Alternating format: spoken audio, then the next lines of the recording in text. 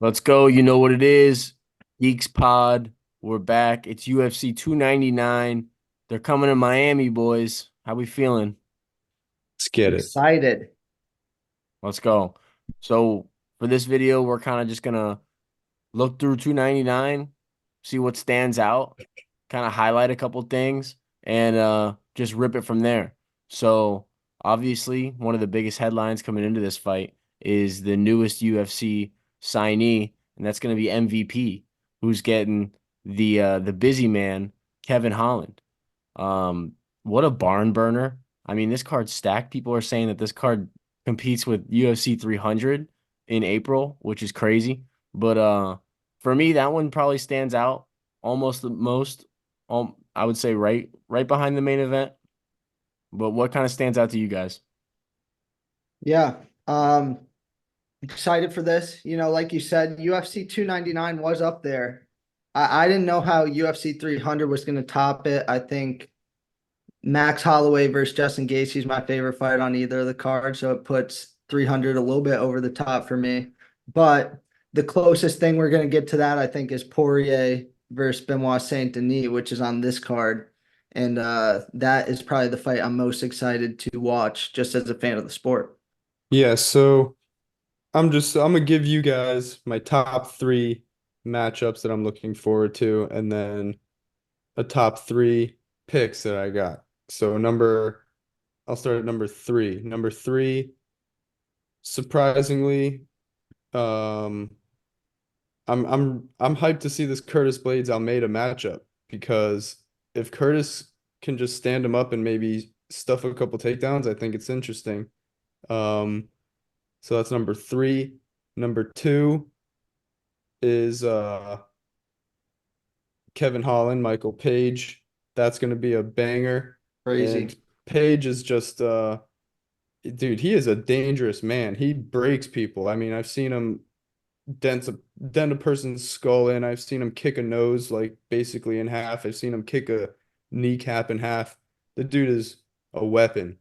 And then number one.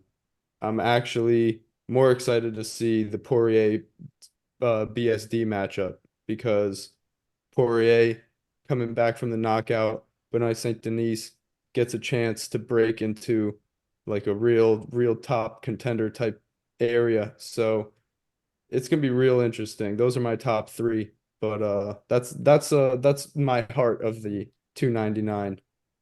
What do you guys think? Those are three bangers for sure. I think a sleeper on this one's definitely Peter Yan and Yadong Yes. Song Yadong because holy shit, bro. Peter Yan can't get a break, dude. Like, is this guy really about to lose again? Like, I know obviously No, like I this don't think so. it's probably a coin toss matchup, right? I get what you're saying. Yeah. But I think he's due though, with luck and just he's due. dude, He's Song And due. he's Yadong, fought like the bro. best of the best. Sugar Sean Aljo and Marab. Like, I feel like there's a little bit of a gap between them in the field at this point, and Peter Yan somewhere in the middle there. Yeah, well, we'll see. I just think that Song Yudong, right, dude, he's a surging young kid and he's got so much experience. Like, this is a tough night out. Like, it don't matter. Like, it's just there's so many matchups at 35, and like you see all these other guys, and like look what they did with Cody Garbrandt and Figueredo are about to fight at 35. It's like, can we throw Peter Yan a bone? Geez Louise, dude. That's a banger. And then obviously, bro, we got Gilbert Burns and JDM on here, dude. Yeah, yeah. God. Dude, I don't know what it is, but this is gonna be my third UFC event I've gone to.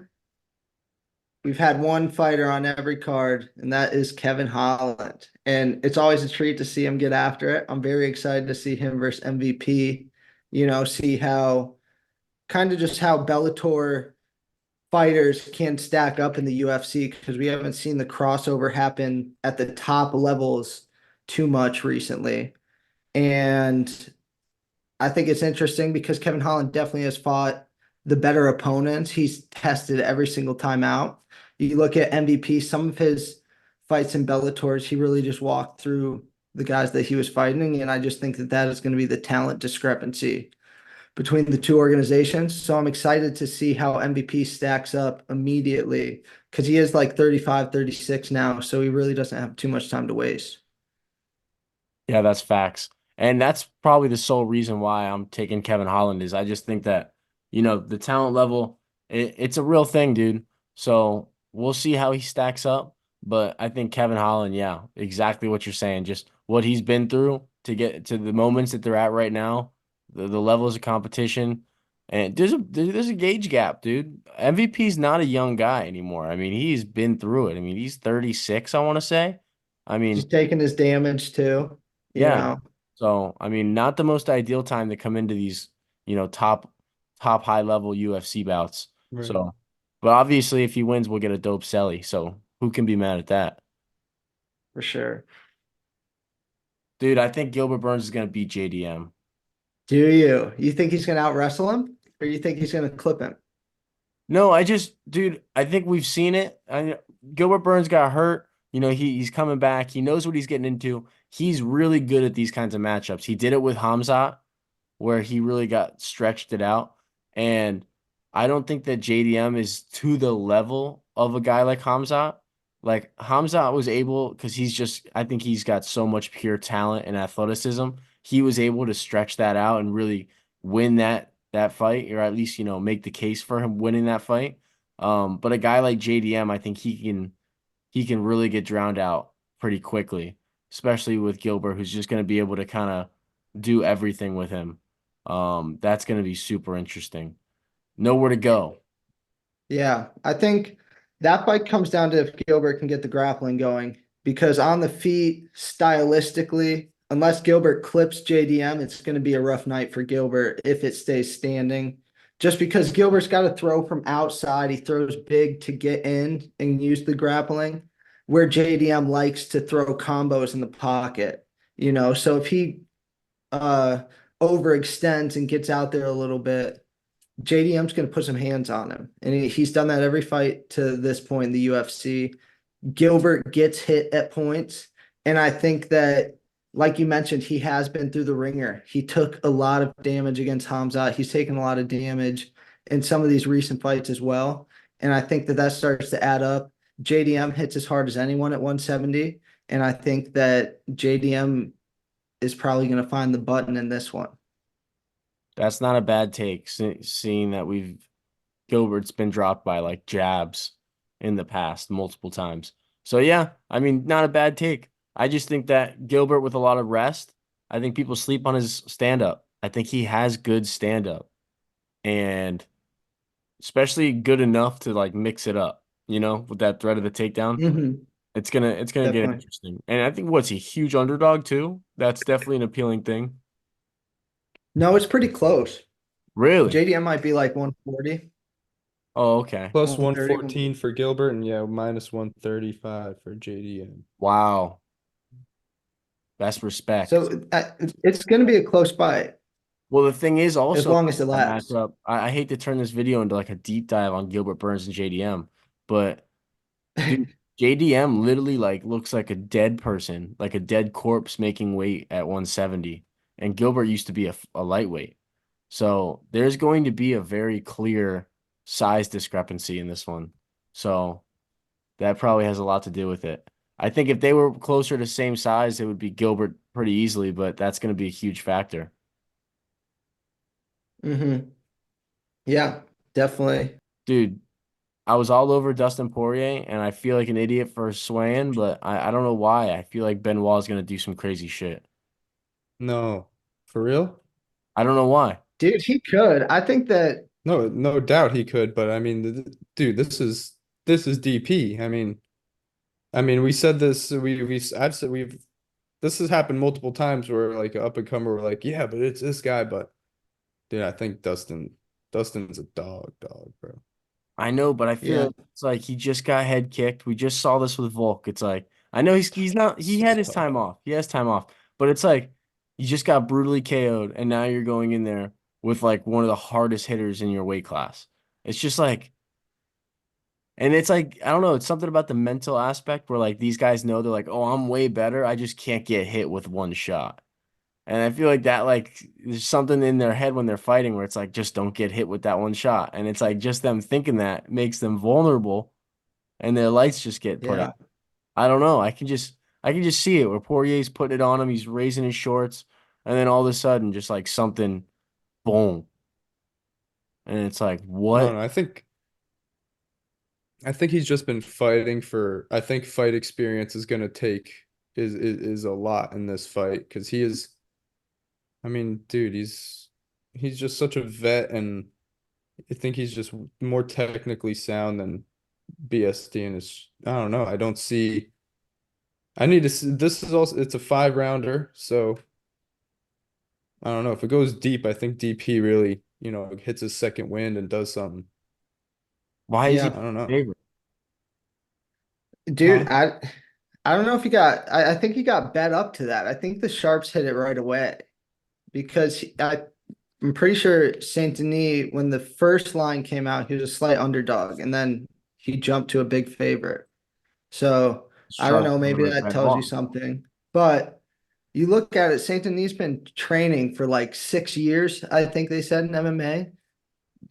Poirier's got 2 decades, which maybe that damage is going to add up, but I think that, the levels are going to show themselves a little bit here. And I think that Poirier ends up putting it on him. We haven't seen Saint Denis in rounds 4 or 5. I think that's an interesting touch on this fight. And I think that if it gets to those later rounds, Poirier is really going to start taking over. Yeah. No, I mean that's definitely the smart take. Like I can't battle anybody that's saying DP. I just have a weird feeling. It's one of those things where it's like, why are they picking Benoit and putting him in this spot? I mean, I know he had a good knockout, but I mean, let's be realistic here. What are they trying to do? Um, this will be interesting. Let's look. Anything else standing out? I know that we talked a little bit about Blades Almeida. I'm definitely going Blades in that one after Got to watching. show some respect for Yeah, Gamrot like and Blades. Oh, RDA. Robellis. You get the Robelis, Pereira, and Oleg Jacek is a good fight too. Yeah, Robelis is a heavyweight prospect making his debut. They had to put him on the pay-per-view in Miami because this guy's a fucking phenom. I mean, let's be real. He's an Olympian Taekwondo guy straight out of Cuba. He's got the greatest, biggest wingspan in UFC history. That's bigger than Ngannou, everybody. Um, so yeah, they call him the big boy. They gave him who'd they give him? Josh Parisian. Parishian. They shipped out Josh Parishian to Miami to fight the big boy. So I think the cards are kind of laid out for us on that one. Let's kind of see what happens. His last three fights, all the fight time adds up to like what was it? 30 seconds? 19 or some shit. Yeah, Be 19. interesting if Parisian can make it last a little bit. I don't think it's gonna go too long into the fight, but we hear a bell. That second round is gonna be very interesting for me, anyways. This is going to be the quickest, most desperate shot ever shot in UFC history. It's going to be at about 3 seconds in, and it's going to be the most desperate shot you'll ever see in your entire life. It's going to be like the most loud scream for help. Like, Right off the glove touch. I would pull a Hamzat for sure. Hamzat Kevin Try Holland. to. Glove touch, give me that leg. All right. Well, you guys got anything else you want to touch up on? I know we got Michelle Pereira. He's a killer. Ooh, Gamrot RDA. Yep, It's a pretty high level fight. I for think sure. Gamrot's gonna win, but he's also a super heavy favorite. I think he's like minus 400 at this point. Yeah, I would just go him RDA, decision or some shit. Gamrot decision, that's probably a pretty good spot to be in because I don't think it's going to finish early. I think he's going to be just taking him down over and over. RDA Yeah. was getting taken down by Luke. I think that the game plan or the blueprint's there for him. Gamrot's going to go out and he's going to shoot a bunch of takedowns. He'll stand on the feet a little bit and then he'll go do another takedown. And I think Gamrot by decision is a solid option. That or the over. You could take the over in that fight. It's probably even safer. But Hmm. Way safer. If you want to know about the main event, we have a separate video. Go get the deep dive. It's gonna be the link in our Instagram bio. It'll be on our YouTube. Another fight, real quick. We got a couple moments here that I want to. Tyler Phillips, Pedro Munoz. This guy's coming off of he has a drug suspension, right? I think he's been off that. I think he had that like a year. He maybe. When was his last fight? no, he fought recently. I'm pretty sure. Yeah, I His think it was last like a year or fight. two ago Okay, that he had that's that thing happen. that's a banger. That's a banger. Who do I think is gonna win that? Tyler Phillips.